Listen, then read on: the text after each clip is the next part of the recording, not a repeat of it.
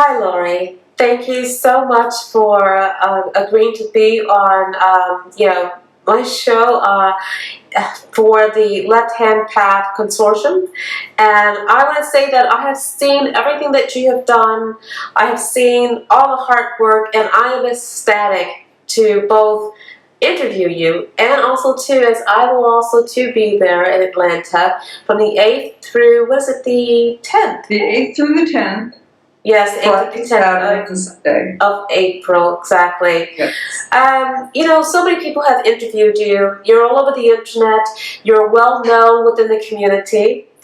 And I would just like to say that I'm not going to go ahead and just say, where you come from and, how long have you been doing this and that, because there are so many videos out there and everyone else who is giving you your interview deserves, that platform. And I will also, too, make sure that they get their links in there to make sure that we all collaborate and, everyone understands, okay, fine, this is Right. about her. They want to read more, or they want to listen to more. Right. My focus today is understanding exactly who you are in reference to the presenter, the organizer of the Left Hand Path Consortium, because honestly, I think it's a great event, and I think it's well overdue for you to do this again, because I do know that you've done it in 2014. Mm-hmm. And you had a great lineup, and you haven't even just as fantastic lineup this year. So what made you want to do this in the first place? Well, it was kind of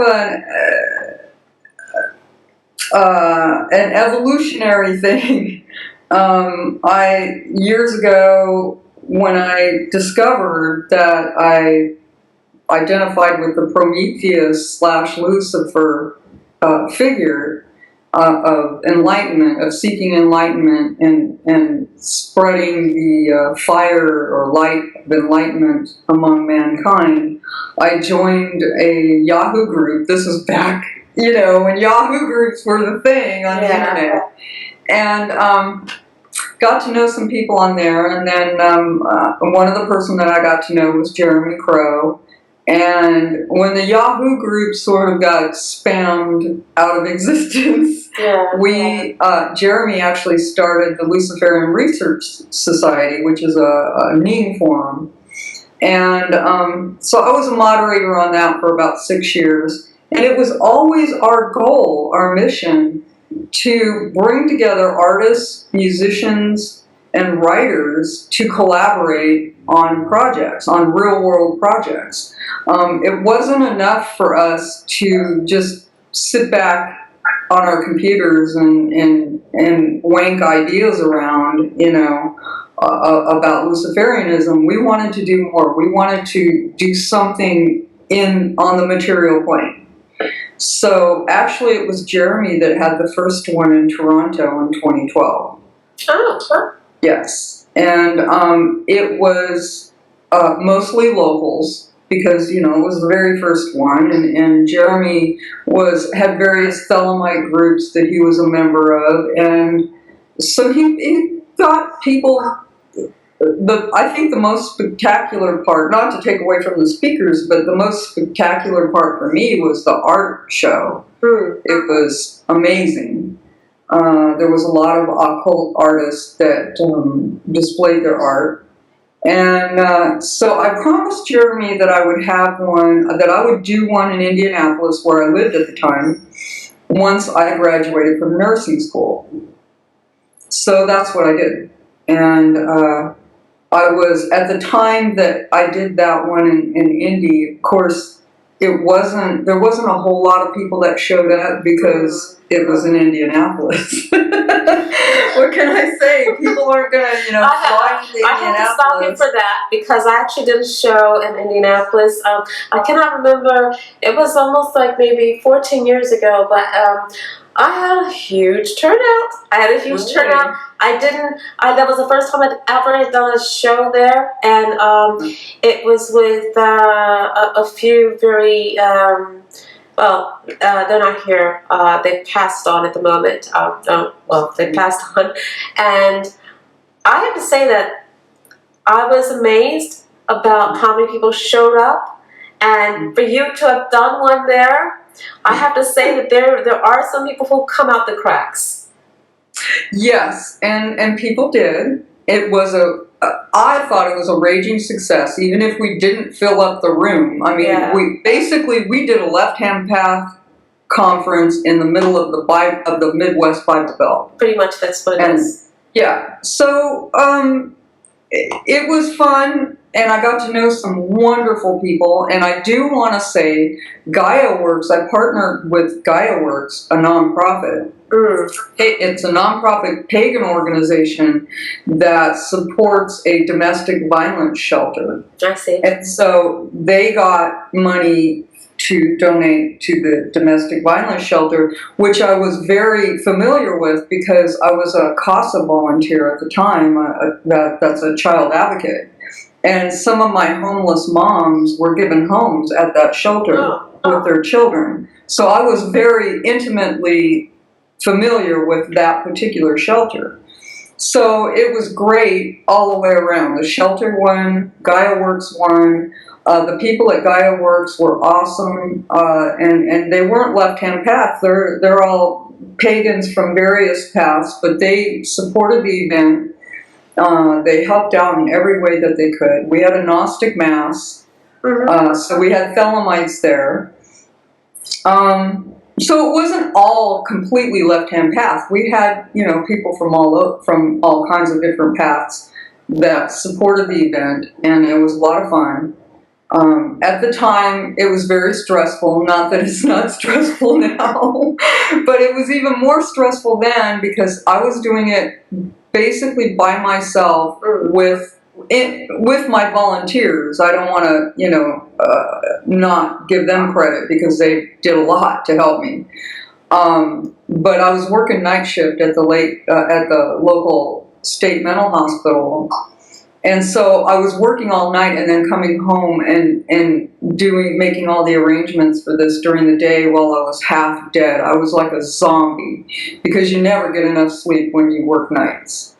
And so it was pretty crazy, but it came off really well. And that is where I met Typhon Draconis, who convinced me to move down here. And I'm down in Georgia now, and so we're having this consortium in Atlanta, Georgia. I work with Typhon. We both work in the mental health field, and so we work together to put this together. And then Tessa Wild has helped us so much by putting the schedule together and making arrangements that she is our third co-host. So at least now I have, a couple of co-hosts. It's not just me, which is good because for two reasons. One, I don't really like being in the spotlight. I know some people may be surprised at that since I'm doing all these interviews, but I really would rather be the person sitting in the back of the room and let other people get up on the stage and make their presentations. So I feel more comfortable now having a couple of co-hosts. What I'd like to ask you, because it's a matter of setting the mood, setting the path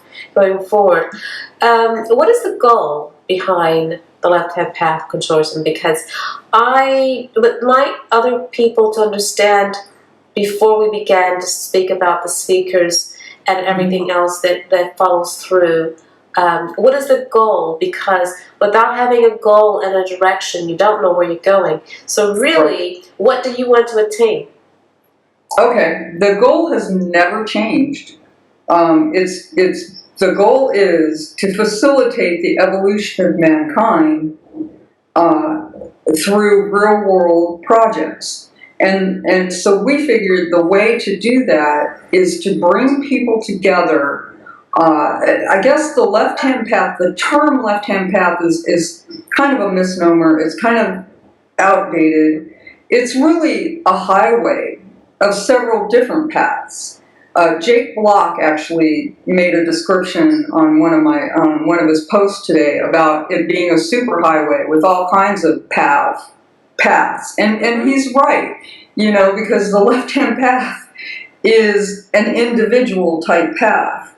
So maybe we should call it the left-hand highway or superhighway project. But basically, the mission and the goal is to facilitate the evolution of mankind and the intellectual evolution of mankind through collaboration of various real-world projects by writers, musicians, and artists. So our goal really is to bring different people together with different ideas and different ideologies and bring them together so that they can work together on various real-world projects. And, there's been pagan festivals and pagan pride and magical groups that come together and with similar goals, and it's a wonderful thing. But I think this is the first time that it was tried with left-hand pathers, and not all left-hand path walkers, some right-hand path people too. I've got Wiccans coming, Native Americans. We have a voodoo drummer who's going to teach a class on African drumming and the history behind it. We have various people from various walks of life, and I think it's important, especially given that the big three right-hand path religions, which I don't have a problem with, I'm going to say that up front because people have been asking me about Christians, and they always do. And my answer is always the same. Christians are welcome at our event. Christians are welcome. A Mormon asked me today if he'd be welcome at our event, and I said, absolutely, you would be. I think it's important that we start bridging these gaps and start communicating with each other. And if we see each other as human beings that just have a different philosophy or a different viewpoint, then maybe we can get rid of some of the hatred and drama between our chosen philosophies.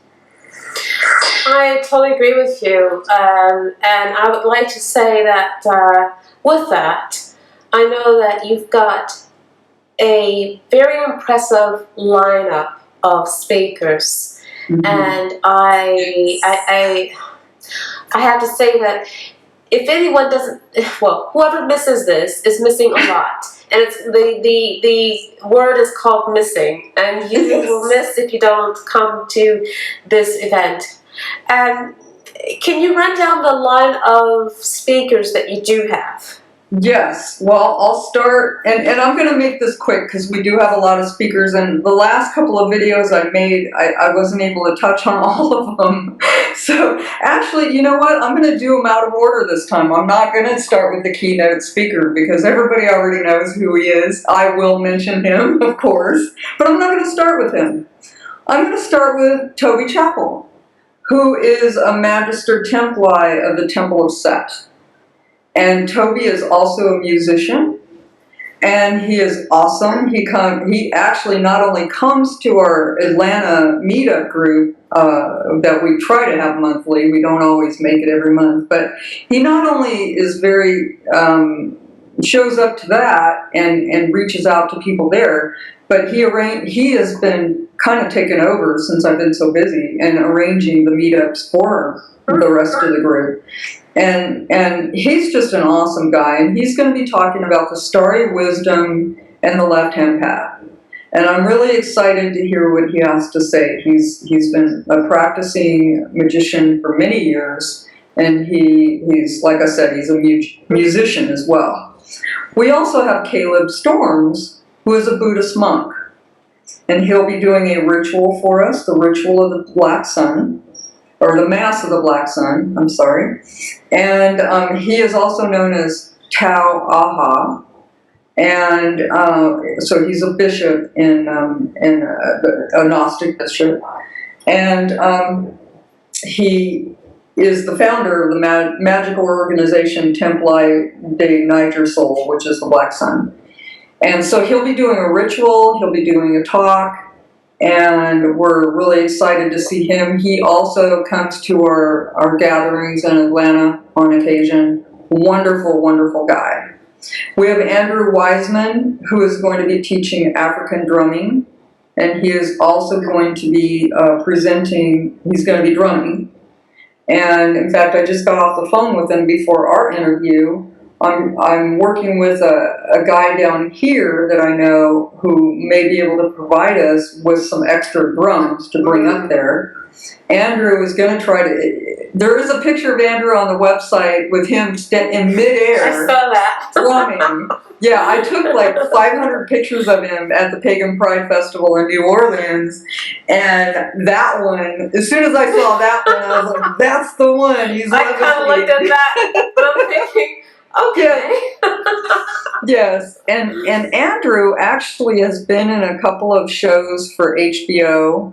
I know he's been in Treme, and I can't remember the name of the other one, but he's an African priest, which is called I don't know if I'm pronouncing this correctly, Osofo or Osofo, but that is what they call an African priest. And so we're really excited about him coming. In fact, yeah, he's in episode 8 of the Treme series on HBO. And he's also made several documentaries and movies. And speaking of documentaries and movies and shows, we also have Corvus Nocturnum, also known as Eric Verner, who has done shows for A&E and the Paranormal Channel, and he also does several conventions on monsters and horror movies, but he's also the media spokesperson for the Church of Satan.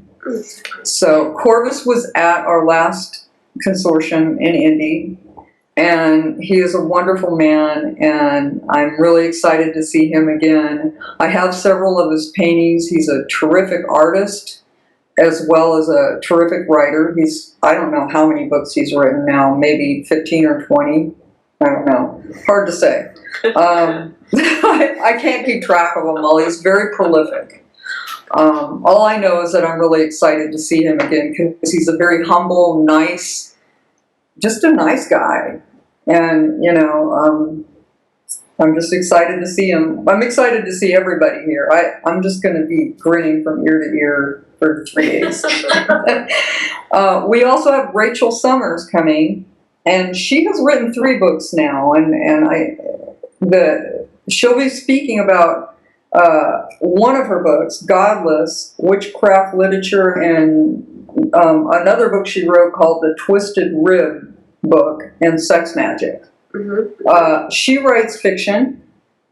I know her, I'm trying to remember the name of the first book. I have it. It's about Joan of Arc, but this Joan of Arc is not like the biblical Joan of Arc. This Joan of Arc is very self-empowered and very left-hand path.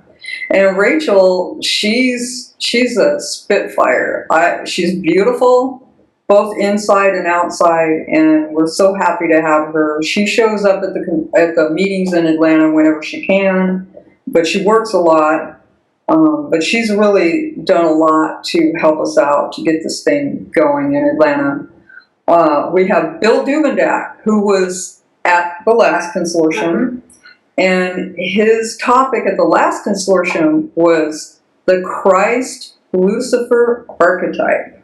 Which was very interesting. This month's topic is going to be the Babylon-Belial connection.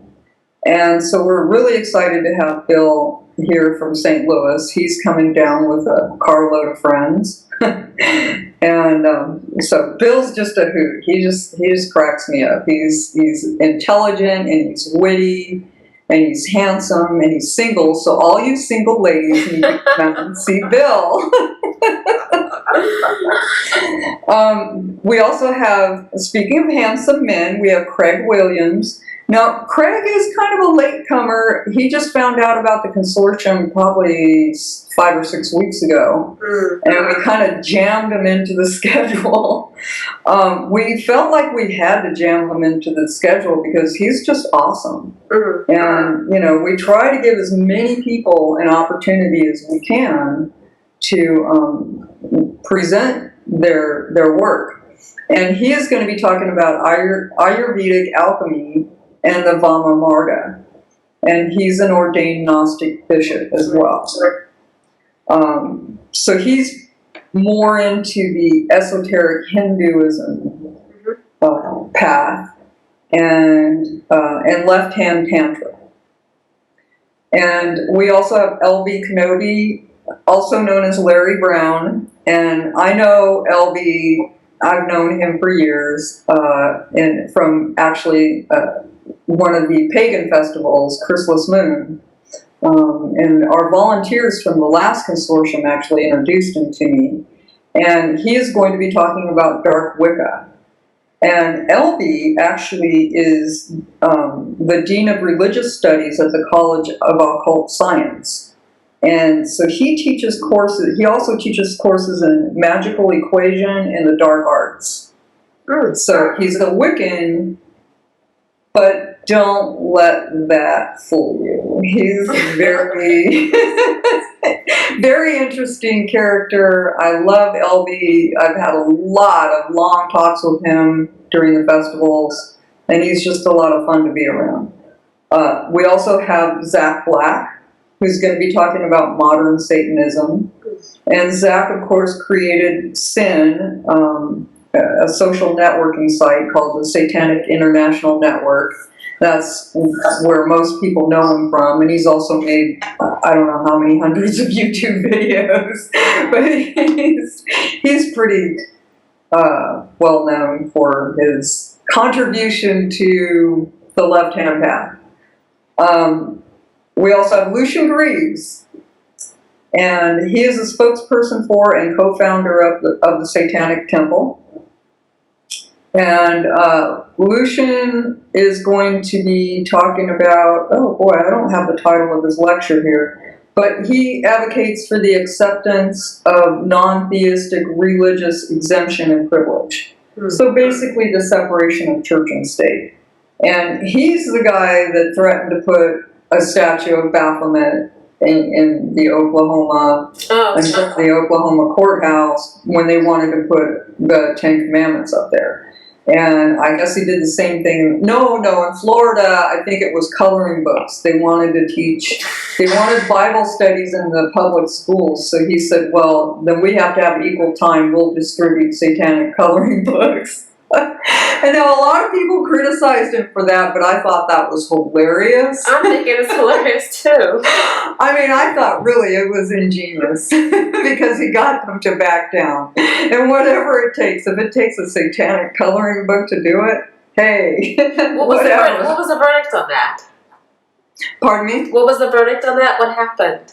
Oh, they decided not to teach Bible study in public schools after that because they didn't want to have to distribute satanic coloring books. Yeah. So Lucian, I've seen some of his videos, and he's an exceptional speaker, and I'm really looking forward to his presentation. We also have Augustus Invictus. And he's going to be talking about the nature of power. Augustus is a libertarian candidate for U.S. Senate in Florida. And I've tried very hard to keep politics out of this because Augustus is an occultist. And we have invited him to speak because of his occult background and because he has something to say about his spirituality, his spiritual path. And a lot of people have been getting that mixed up with his politics. Well, all I can say about that is I'm a lifelong libertarian myself, but that shouldn't make any difference either. The point is that the whole reason we invited him was for his spiritual talk, and what he does for a living shouldn't mean it shouldn't make any difference than what I do for a living or what my co-hosts do for a living. He has been branded with names that I don't think are fair to him or anybody else in the consortium. And the rest of us have been branded because of that, and I'm sorry that that whole thing happened the way it did. I guess that's what happens when politics gets thrown in with spirituality. But like you, Mona, I think that if he truly were what they say he was, he wouldn't want to be at our consortium. Indeed. So that's all I'm going to say about that. I'm not going to go into the politics of it because there's no need. We have Brian Werner, who's going to be talking about the Satanic Reformation. Brian Werner is a vocalist for the legendary death metal band Vital Remains and a former high priest of the Satanic Temple. So he was a former high priest of the Satanic Temple, which is the same one that Lucian Greaves founded. And those two are friends. They did not have a falling out. When Brian left the Satanic Temple, he left for personal reasons, and it had nothing to do with any kind of drama between him and Lucian Greaves. In fact, they both asked me if they could speak at the consortium, and they're actually going to be sharing a room together. So there you go. And now we have some of the keynote speakers here. We have two keynote speakers. We have Dr. Thomas Carlson, and he's going to be talking about the left-hand path and the dark side of religion, how sinister spirituality will unfurl the world. We are in front of a spiritual paradigm shift, and the left-hand path is the answer to the problems of our world and the answer to unsolved problems in ourselves. He is a Swedish occultist and an esoteric author. In 1989, he and 6 other magicians founded the Dragon Rouge. He also wrote a lot of the lyrics for the metal bands Therion and Shadow Seeds. So again, we have an author, an academic, and a musician. Dr.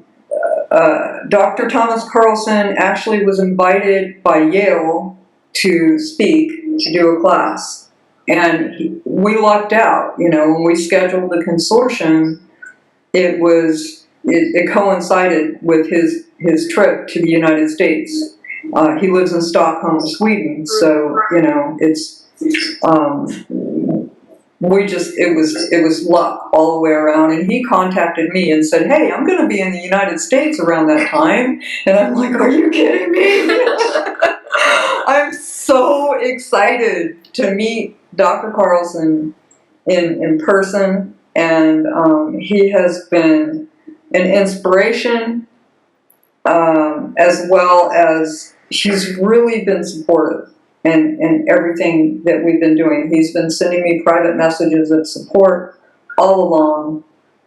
He's a humble guy. He's a nice person to talk with.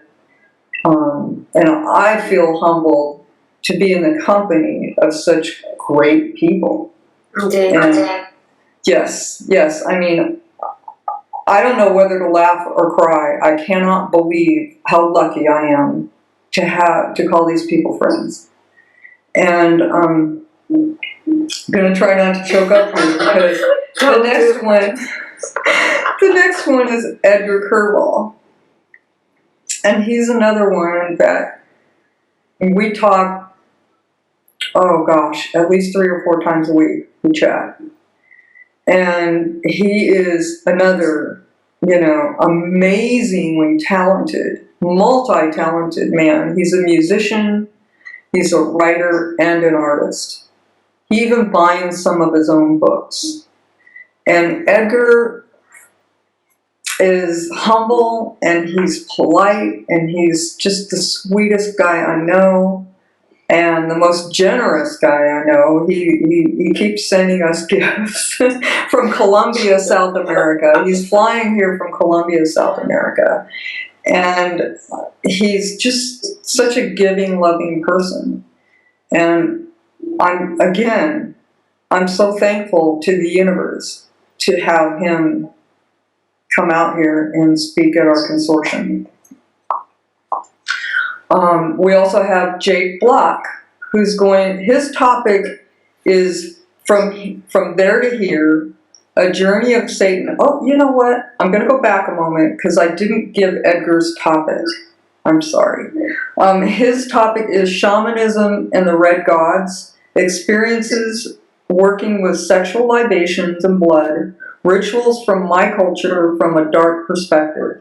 It's sacrifices and uses of sacred plants to connect the gods from underworlds. I think that's important to get that out there.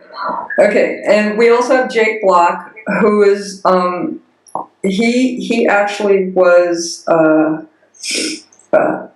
he knew Anton LaVey. He was Anton LaVey's secretary. And I think it was church administrator, I'm sorry. And he'll be talking about the journey of Satanism in 1979, Vietnam, to the sect of the Horn God today. Personal photos of Anton LaVey in the Black House. In 1971, he openly identified as a Satanist in the military and did so for the remainder of his 20-year career. So right around that time, Michael Aquino had also done the same. And it's people like Jake and Michael Aquino that opened up Pandora's box. I don't know. But they basically, they got the military to recognize pagans and Satanists and people of other paths other than Christians for the soldiers. And I think that's monumental. They changed the laws. They got the laws changed in America so that pagan soldiers and other soldiers of other faiths were able to be recognized for their religion. It was on their dog tags, and if they died in war, God forbid, it was on their tombstone. And so they weren't just automatically, dismissed. So they got recognized. And it was during that era that Satanism got recognized as an official religion. So Jake Block was a big part of that. I can't even imagine in 1971 being in the military and coming out as a Satanist. I can't even imagine that. That took some serious cojones. And I'm so glad that we have Jake here to give us that history. The man's a walking history book. And I'm so thankful that he's willing to come down here and give us the benefit of his experiences. And his experiences with Anton LaVey, because he was an administrator for the Church of Satan during I guess it was about a year or two that he was in San Francisco before he got deployed. So what's your take on justifying let's just say the left-hand path as a very sane path? I think what you're trying to say is, how do I justify the sanity of occultists? Yes, indeed. Our patients are Christian. And I respect them when they say that God talks to them. And I'm not quick to run to the doctor and say this person has schizophrenia just because they hear God talking to them. Okay? Because in our society, well, actually not just in our society, if you look in any psych textbook, it will tell you that insanity is defined by the culture and by the cultural norms. Yes. Okay. So when I first read that, and even before nursing school, when I was taking my prereqs for nursing, I was like, WTF. What do you mean insanity or sanity is defined by society, by cultural norms? I mean, come on. If you've got a culture that thinks it's okay to kill somebody and eat their brains, are you saying that's sane? So, I'm thinking all kinds of things are going through my head, but really I think at this point we have a pretty good idea of what's sane and what's not sane as far as extremes go. I mean, I can tell when somebody's truly schizophrenic. And a Christian who says that they pray and God talks to them, I know 9 times out of 10 or 99 times out of 100, they're not necessarily schizophrenic, So let's apply that to the other spiritual people out there. Let's apply that to Santerians and to African voodoo practitioners and witches and Wiccans and people, even just paranormal investigations.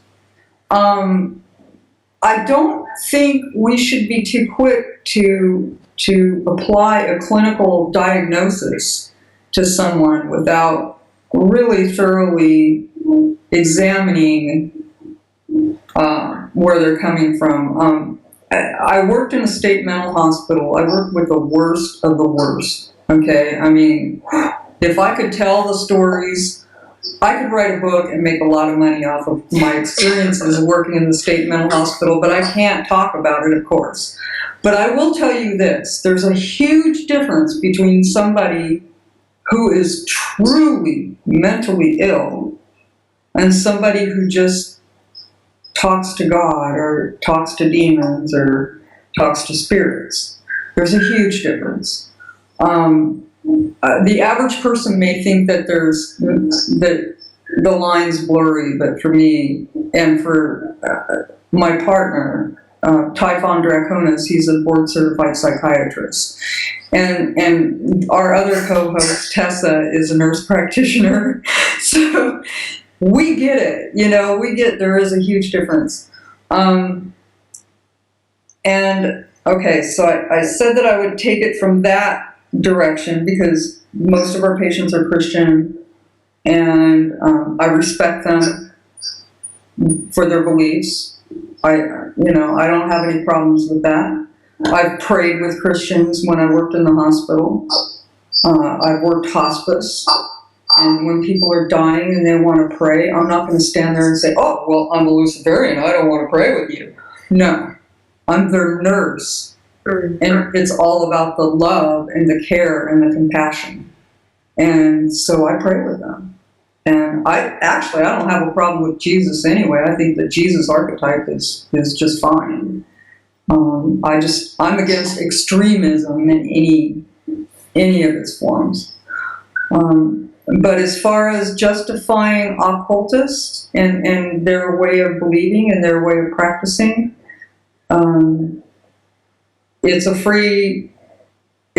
we're free to practice whatever religion we see fit. And I really do feel that human beings have a very, and I'm totally going to be attacked for this, but that's okay. I feel, it's not like I haven't been attacked lately. I feel that humans have this innate need for some sort of spirituality. And now my atheist friends are going to rip me to shreds for saying that. And that's okay. You can rip me to shreds. But what I have seen in my lifetime is that, I'll say the majority of people require some sort of spiritual journey. And I don't know why, but it just is. The majority of people are not atheists. The majority of people have some sort of spiritual belief. And, with that in mind, how can you clinically diagnose somebody as being mentally ill just because their spiritual path is different from the mainstream? Indeed, I totally agree with that. And I didn't mean to put you on the spot, but it's one of those things where I wanted to present that. Well, actually, I wanted to put you on the spot because it becomes a point. It becomes a point of,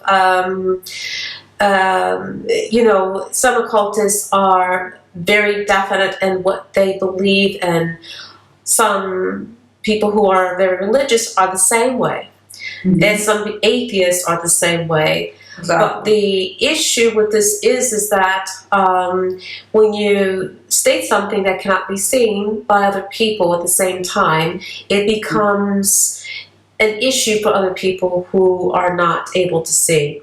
So I wanted to actually just bring that out because this particular event is an event where many people see, right, and other people may not. Exactly. So with that, it's always about having the representation of various work streams that can, let's just say, give merit to which areas can say, okay, fine, you can do that because I have this information or this expertise.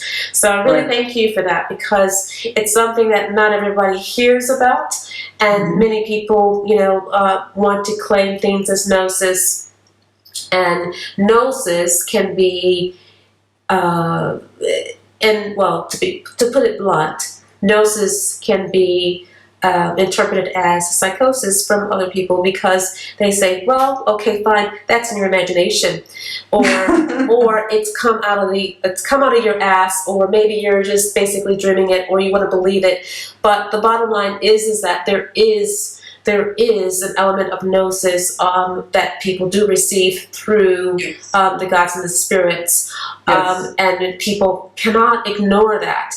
People just don't know probably how to classify or identify it.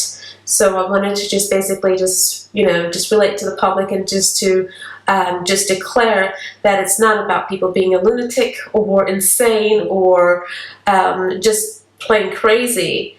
It's just that just because someone else cannot see does not mean that it is not there. Well, and I am going to just interject there with I'm paraphrasing here because I can't remember the exact quote, but it's from Lon Milo Duquette. Yes. Okay. Who I'm trying to remember if I think it's his book on low magic. I don't think it could have been from My Life with Spirits. I've read all of his books, so I get it mixed up where exactly I read it, but I know that he said this in one of those books, that a lot of people have criticized him over the years and said, well, all those demons and angels, they're just all in your head.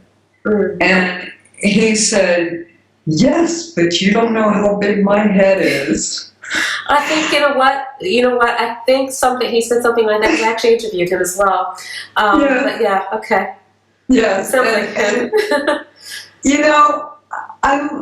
I'm always picking stuff apart in my mind and analyzing things, because as a nurse, you have to be detail-oriented. You have to notice things about your patient, because it's always the nurse that picks up on things and then usually brings it to the doctor's attention, like, oh, I think the patient might be having absent seizures because when I talk to them, they're staring out into space. The doctor may not be there, but the nurse has to notice these little things, the little twitches and so, that kind of detail, that kind of mind for detail kind of spills over into the rest of my life. So when I read books like Lon's, and I love Lon's books because he's got such a great sense of humor and they're just fun to read. I sort of picked that apart. If you analyze what he said, that's like the subject of a lifetime. How big is your head? Really, is what we see, because we create our own reality. Is what we see really it? And I say that in all sincerity. If you look at the electromagnetic spectrum, the visual part of the electromagnetic spectrum, what the human eye can see is just a very small sliver. So we are not seeing everything that is there, and we are not hearing everything that is there. And you know, we've already proven, science has already proven that we can change our own DNA through our thoughts. Indeed, I agree. And we can change our habits in our life through our behavior and our thoughts. We can think, in fact, a lot of behavioral therapists do this. They have patients that have problems, that have mental problems, and they change those through behavioral therapy. Fake it until you make it. That's basically what that philosophy is, and it works. Laurie, you have raised the bar. You have raised the bar tremendously. I don't know exactly how far much more you could possibly go. I don't either. and I guess that's the beauty of it. After I did the first one, somebody asked me if I was going to do another one, and I said, hell no. Because it's hard work. And I don't get to enjoy it the way other people do, because people are asking me questions every 5 seconds, and I have to make decisions. I have to make quick decisions constantly through the whole thing. So for me, it's a job. I see. It's a labor of love, but now that I'm 3 weeks away, it's a job. But Laurie, I wanted to thank you so much for agreeing to be interviewed. The best way to contact you is? Well, we have lefthandpath.com. Left-hand, oh boy. Left-hand path. Oh, man, you're going to cut this part out, right? I did the same thing. I had a total brain fart. Left-hand path. I know we have lefthandpathcom.com. Lefthandpathcon.com. Right. Okay. And we also have lefthandpath.us. Well, I wanted to say to everyone in the viewers is the reason why is because when you actually register for these domains, you don't know what the hell you're doing. You just say, okay, fine, whatever they allow me to do that has not been taken. And I know, I chose 2 domains, and let me just say, there you go. I got the lefthandpathcon.com first, and then somebody said, well, it sounds like a con, and I'm like, okay, so then I turned around and I bought lefthandpath.us. Well, Laurie, didn't I say you just get what you get? You get what they allow you to get because it's not, taken. True. That's true. But what happened was I created lefthandpathcon.com, and all the updated information is on there. But you pay for tickets on lefthandpath.us because my webmaster, I'm not a webmaster, I'm a nurse. I have no idea how to do these things. My webmaster actually administers the lefthandpath.us site, and he's the one that put the tickets up and all of that, and linked it with the PayPal account. So he's the one that did all the hard stuff. I have to say, it's a great site. It has lots of information about all the speakers, and I didn't just is ecstatic. I cannot wait to meet everyone because it's a great lineup. And I myself the last time I was in Atlanta, I was probably 3 or 4 years old.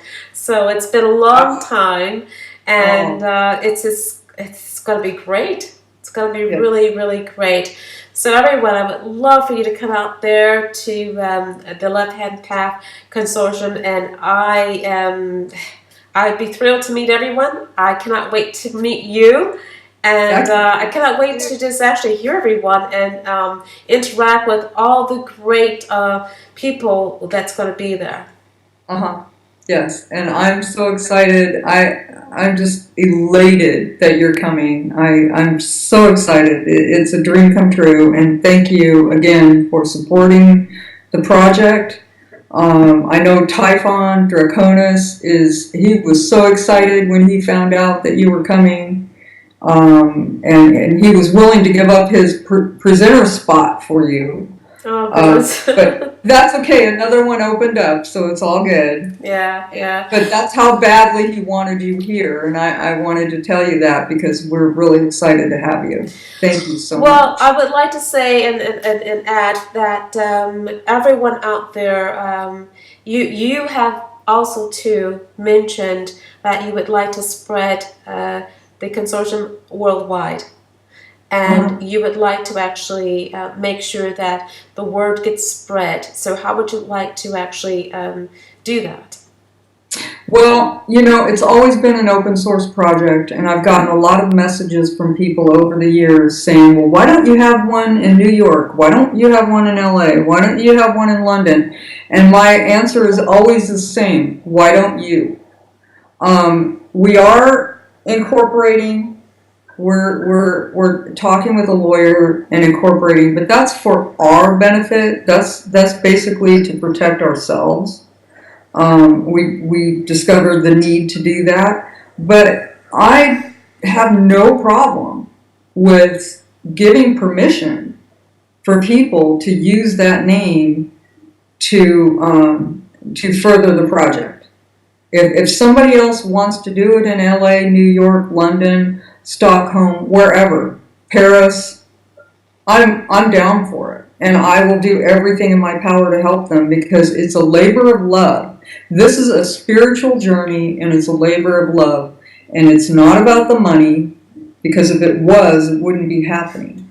I will tell you right now, we've made a huge financial investment in this, which I don't know if we'll get it back or not. But the bottom line is, it was a spiritual thing. It was a spiritual investment, and it's only money. We can make more. Okay. And that's how we're looking at it. Yeah, it hurts. It hurts when you lose money, but we can make more. And so I would support anybody who's willing to take this on in every way that I can. And that includes calling the presenters that we have now and the presenters we've had before and asking them if they would like to attend and trying to facilitate that. Well, thanks for that. I just wanted to just mention that because you have and you are doing a phenomenal job with what you're doing, and that is why I support you fully because of that, because I know exactly how much effort, how much sweat and tears that it takes to actually put something like this together. So everyone, I encourage you to call up Laurie, and I will have all the information down in the little information panel for YouTube. But please do contact her to exploit and just go beyond and spread. Laurie, you know what? We're out of time for now, but I'd love to have you again and again and again. But at the moment, I have scheduled to interview all the rest of the presenters. So I'm really excited about that. Yes. But any last words? Any words of wisdom? Anything that you would like to add more? I just want to thank you again for having me and for having our presenters, for offering to interview our presenters, because I really feel that our presenters have important things to say, and I'm so thankful for your support in getting the word out there and getting them exposure. Great. Okay, Laurie, thank you very much, and you take care. All right, you too. 2016 International Left Hand Path Consortium, the overview.